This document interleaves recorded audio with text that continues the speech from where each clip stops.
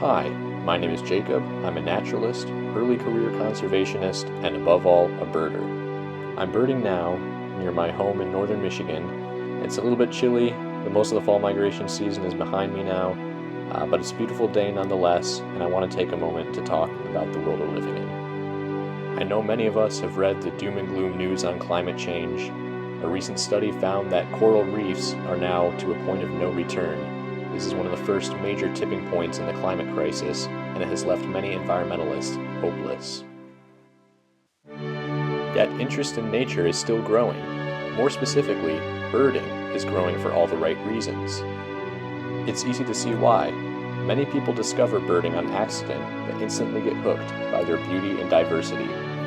This interest has fueled the growth of birding and ecotourism companies, and it has also influenced my professional path. However, for environmentalists, traveling to far-flung places to go birding can be conflicting.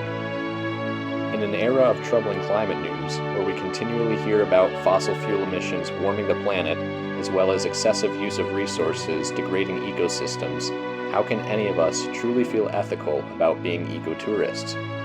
During my final semester of my undergrad degree program, I researched the social, economic, and environmental impacts of ecotourism in 5 different regions of the world. My findings were mixed. Historically, indigenous land rights were not respected as certain parks were being developed. More recently, habitat fragmentation due to infrastructure development as well as other ecological problems associated with over-tourism have become prevalent in some of the world's more popular parks. Meanwhile, in Palau, green economic policies, such as protecting most of its maritime territory from extractive activities, has allowed the country to generate a large part of its GDP from marine ecotourism. In Iceland, global interest in whale watching has fueled green marketing campaigns and the addition of eco-friendly vessels to companies' fleets.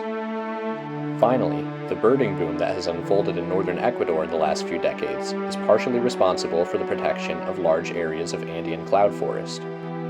Granted, my research was purely destination-based and did not account for fossil fuel emissions required to reach destinations, as well as the resources required to produce items often used by ecotourists.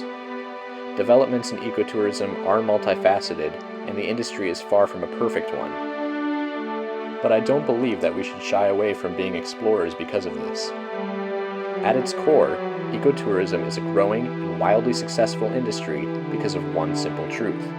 People love nature, and most are passionate about its protection. Therefore, it is this idea that causes me to believe that seeing the world can drive efforts to save the world.